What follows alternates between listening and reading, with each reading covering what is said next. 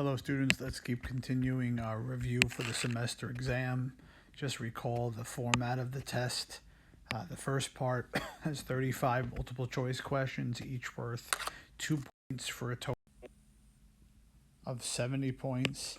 And then part 2, there are 4 written questions. You're answering 3 of the 4, and each of the 3 is worth 10 points for a total of 30 points. So let's continue our review for the semester exam. For this one, we're graphing a polynomial. So we're going to enter this equation into our y equals screen. And what we're going to do is we'll first start off graphing it in the standard view.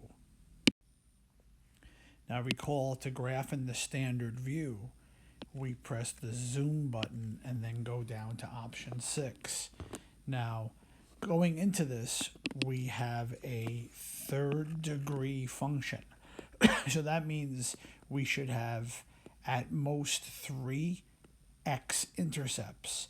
And when you graph this in the standard view, the good news is that we see all 3 x-intercepts in the standard view. Remember, the standard view goes from -10 to +10 on the x-axis, and then -10 to +10 on the y-axis. But we're missing our maximums and minimums. See, we have a third degree function. Its lead coefficient is 1. So we have an odd function whose lead coefficient is positive. So our graph is going to fall on the left, and it's basically going to follow this particular pattern and rise to the right. So since we have to find our relative maximum and our relative minimum, we're going to have to adjust this standard view. Now, one thing we can do to get a viewing window is we can look and see, okay, it looks like the graph is going to increase and then come back down this way. So it looks like that maximum is going to be at about like -5 or -6 for x. So what I did was I went to my graph, and it looks like the biggest y value, I went to my table, it looks like at -4, the y value is 200.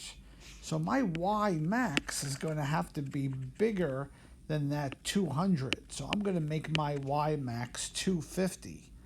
It looks like my low point, the graph is going to kind of come down this way and then come back up.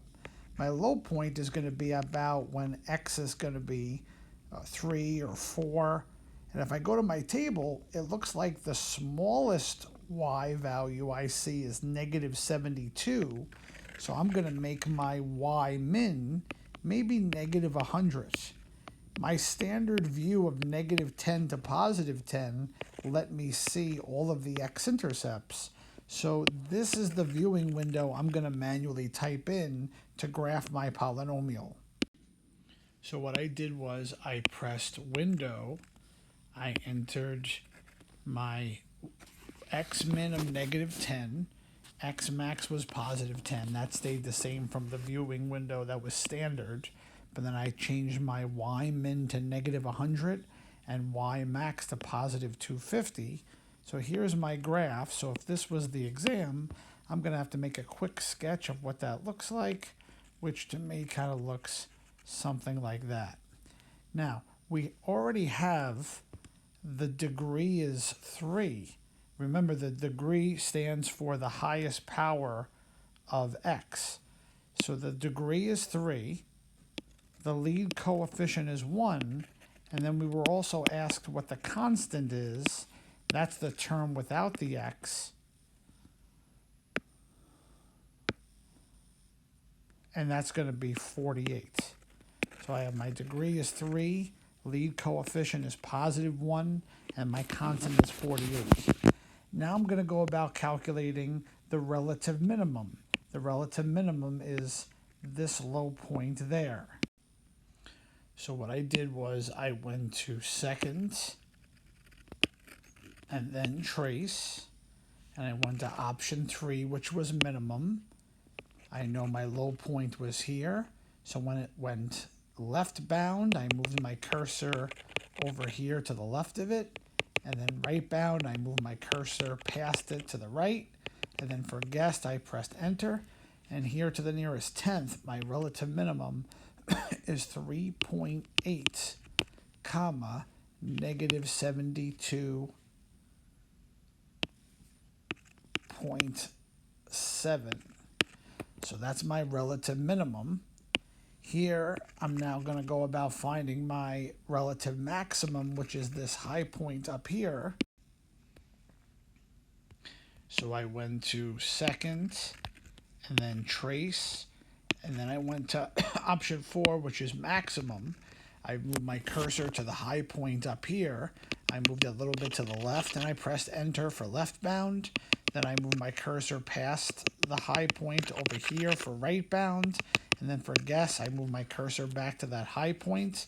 And here to the nearest tenth, my relative maximum is negative 4.4, comma, 202.2. So that's how we find the relative minimum and the relative maximum. And now I'm going to have to go about finding the 3 zeros. This graph crossed the x-axis 3 times. So I'm going to go to second and then trace and option 2 for 0. And then just like you had to do before, you move the cursor to the x-intercept. You move it a little bit to the left and press enter for left bound. And then you move the cursor past the x-intercept to the right of it. You press right bound, press enter, and then move the cursor back to where it touched the x-axis. So here the first 0 is negative 8, comma 0. And now you have to repeat the process 2 more times. And here are our other 2 zeros, 1, comma 0, and 6, comma 0. So that's how we go about finding the zeros of a polynomial. Now we have to go about finding the y-intercept. And what we do to go about finding the y-intercept, all we do is we go to our table and look at the y when x is 0. So you table start at 0, and here the y-intercept is the point 0, comma 48. 0, comma 48. Finally, what we're going to have to do is we're going to have to verify the zeros using synthetic division. So now what we do is we take the x values of the zeros. We take negative 8, positive 1, and positive 6. They go on the outside of our synthetic division. The numbers on the inside are the coefficients of the equation. 1x to the third, 1x to the second, negative 50x, and positive 48. So the numbers on the inside are 1, 1, negative 50, and 48. And what happens is the rule states when you divide a 0 into its function, there will be no remainder. So what we're going to do is we're going to add down 1 plus nothing is 1. Then we're going to multiply across. 1 times negative 8 is negative 8. That goes underneath the 1. Then we add down 1 plus negative 8. That's negative 7. We multiply across. Negative 7 times negative 8 is 56. We add down negative 50 plus 56 is 6. We multiply across. 6 times negative 8 is negative 48. And then when we add down, 48 minus 48 is 0. And that's what we're looking for. When you divide a 0 into its function, there will be no remainder. So here, since we had 3 zeros, you're going to have to do 3 synthetic divisions and show that each time when you add down and you multiply across, you're showing that you should be left with a 0 at the end. So this is how you verify zeros using synthetic division.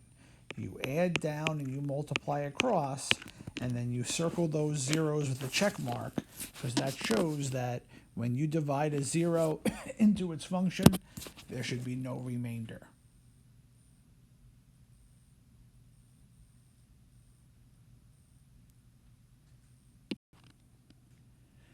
For your next problem, you're going to be doing some regression analysis. And you want to do a couple things. First of all, we're given the total credit card volume usage for major credit card companies.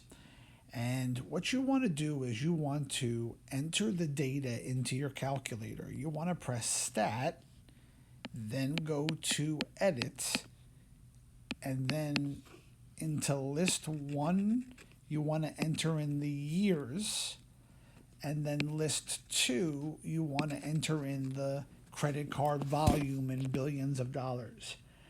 Make sure you have your data entered in correctly. Pause the video and enter your data into List 1 and List 2. In order to do regression analysis, you have to make sure the stat diagnostics mode is on. So after you enter your data into your calculator, just press Mode, scroll down using the down arrow button, and get to where you see Stat Diagnostics. And if the cursor is not on, move the cursor over to on and then press Enter. In order to do regression analysis, your Stat Diagnostic mode must be on. Now what you want to do is you want to press Stat, move the cursor over once to the right for Calculate, and then you want to go to option 4, which is linear regression. So Stat, move the cursor once to the right to Calculate, go down to option 4. This is what your screen should look like. You want your X list to be L1. You want your Y list to be L2.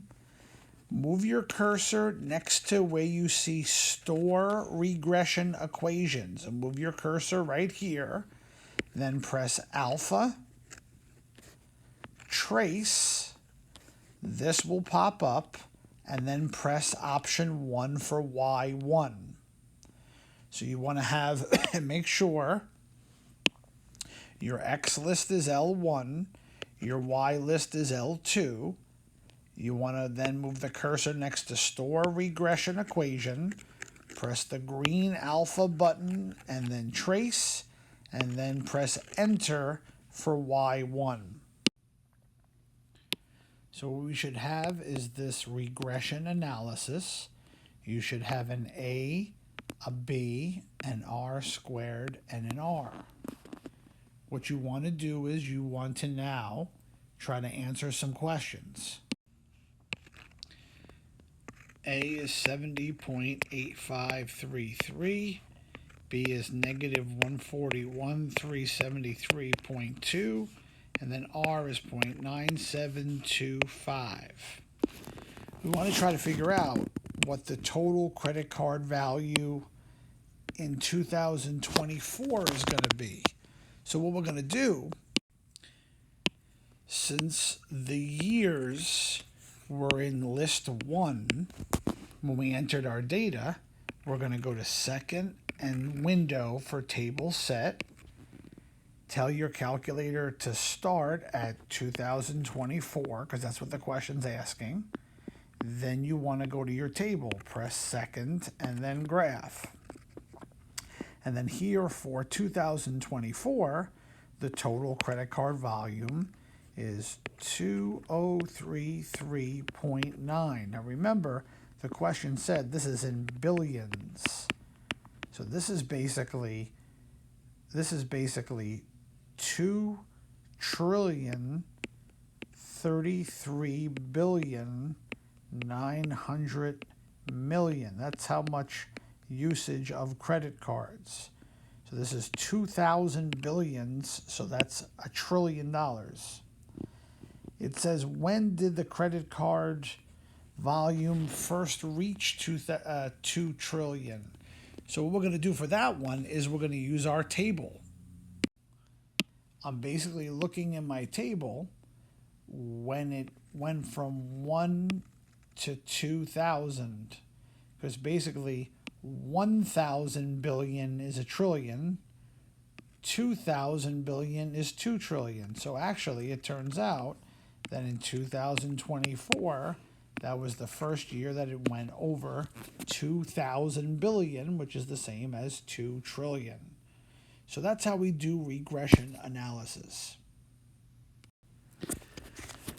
Finally, we have to do a mortgage problem, and we're buying this house that's $719,000. The bank is giving us an interest rate of 3.79%, and the mortgage runs for 30 years and has a 35% down payment. So part A, calculate the down payment. We're going to do 35% of the price of the house. We're going to do on our calculator 0.35 times $719,000. So we're going to do that right on our calculator. And here the down payment is going to be $251,650. Now, what we're going to do next is we're going to figure out M, which is the mortgage amount.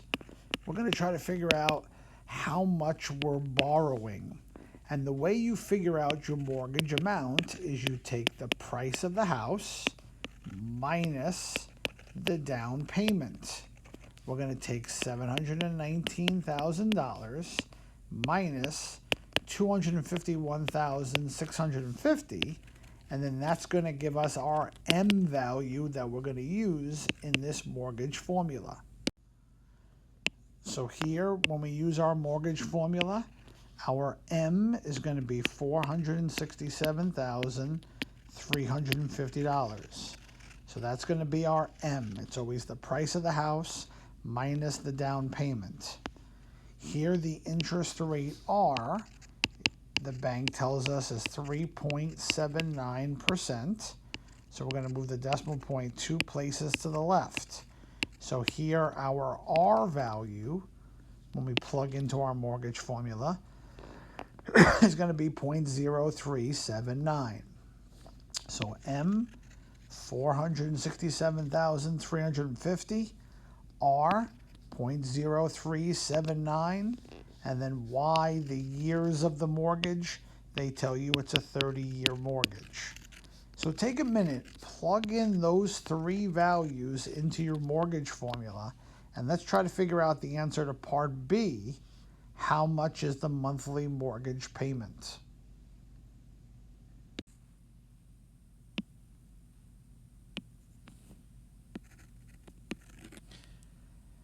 So the monthly mortgage payment is going to be $2,174.99.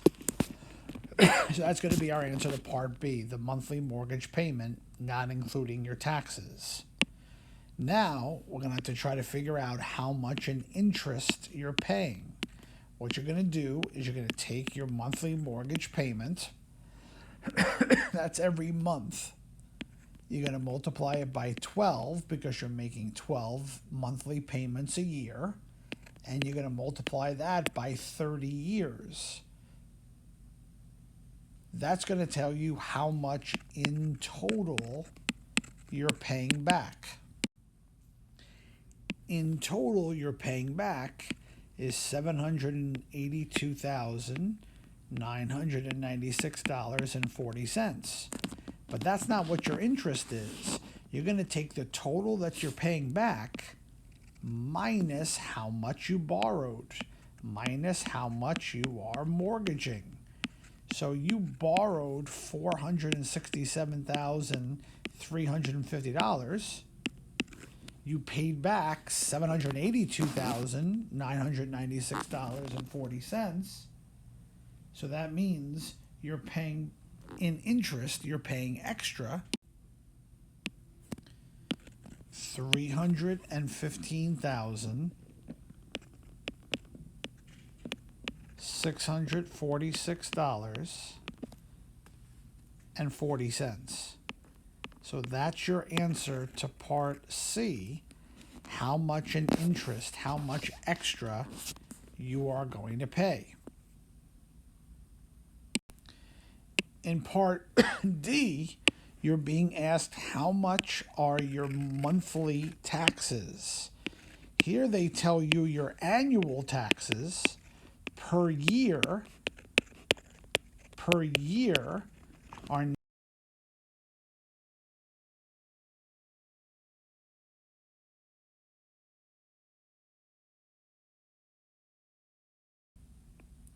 your taxes are going to be $791.67. You always take your annual taxes, you divide it by 12. That tells you your taxes per month. And now finally, the last part has you figuring out how much in total you're paying for your mortgage. So you're going to take your monthly mortgage payment, $2,174.99, and you're going to add your taxes per month, which are $791.67. And that's going to tell you how much in total you're paying back the bank. So you're going to be paying back every month $2,966.66. So that's how much in total you're paying back every month for your mortgage until next year when the taxes go up. But that's your answer to Part E.